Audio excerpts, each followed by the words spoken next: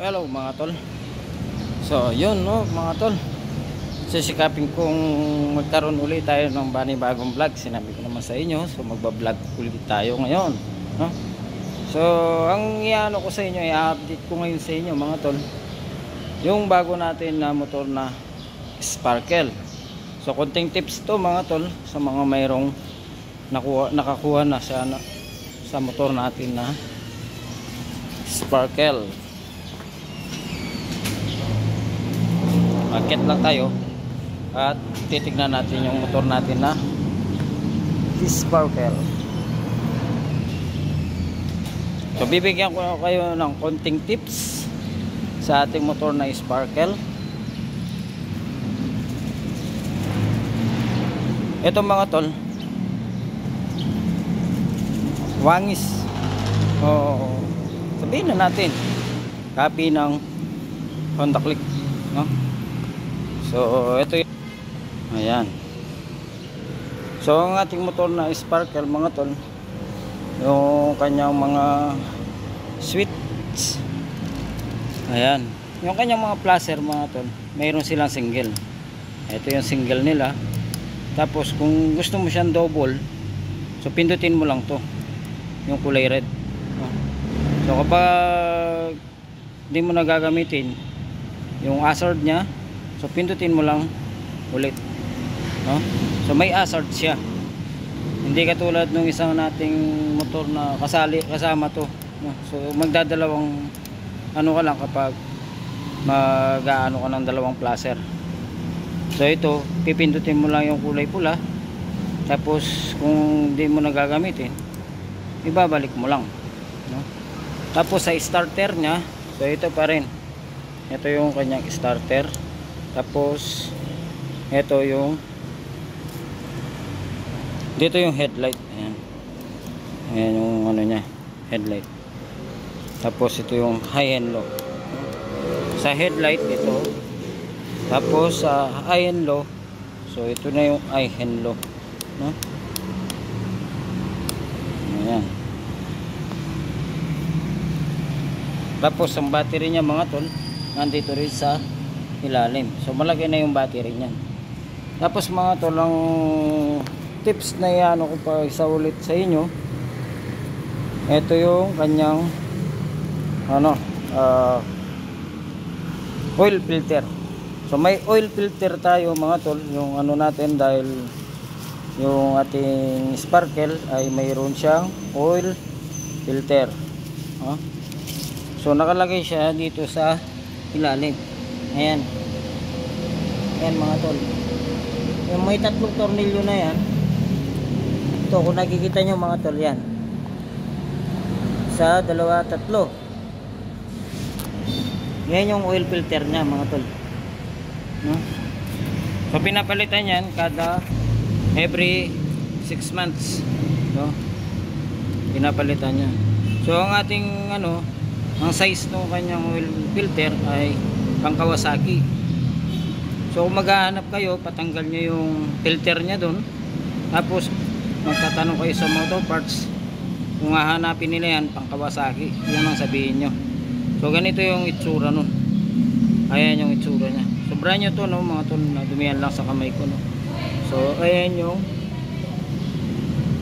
oil filter natin. So ang oil filter ng ano natin, Sparkle mga tol, malaki yung butas nya dito. So ganito lang gawin nyo mga tol, tanggalin nyo lang yung rubber na to.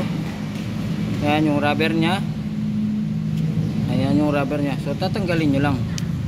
Ayun o, para lumaki yung butas nya no? So yun sa atin kasi malaki kaagad yung butas. Ito yung kasize nya talaga. Kasi kung bibili ka sa ano, wala pa siyang kasize.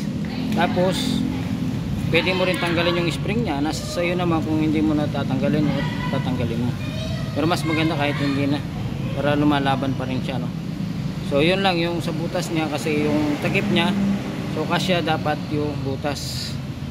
Kung nandito yung rubber nya, ito yung rubber, kung nandito kasi yung rubber nya, hindi magkakasya yung kanyang takip. So importante na tanggalin yung rubber para lumaki yung butas. Ayan yung butas niya mga tol. Yan yung oil filter nya. So pinapalitan to mga tol every 6 months. So yun, no, kapag nagpapalit kayo nito, pwede kayong manap sa mga motor parts. Basta sabihin nyo lang kagad para hindi sila mahirapan maghanap pang Kawasaki, no? Kawasaki or Suzuki. Ang alam ko kasi yung Suzuki yun. Pero pang Kawasaki kasi yung nabili ko na to, no? Hindi ko lang alam. Alam ko kasi sa Suzuki yun, Smash, no? Pero ito hindi, pang Kawasaki to. Hanap lang kayo pang Kawasaki. Kawasaki Fury. Yan, ayun, Kawasaki Fury.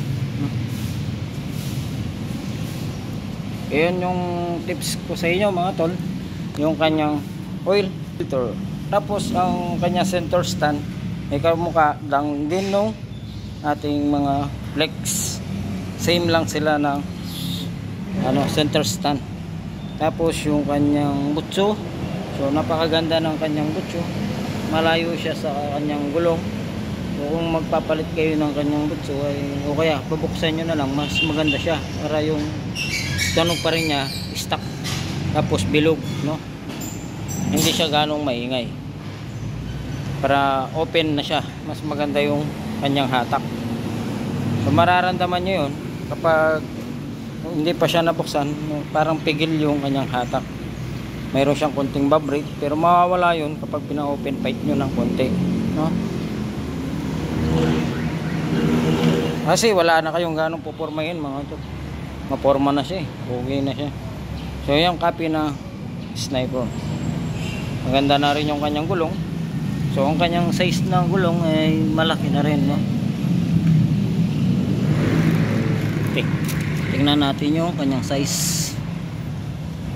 So ang size niya 90 by 90 by 14, no?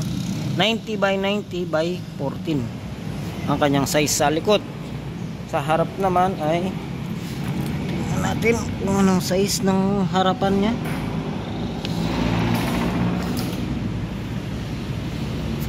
Ah, 80 by 90 by 14 sa harap. 80 by 90 sa harap.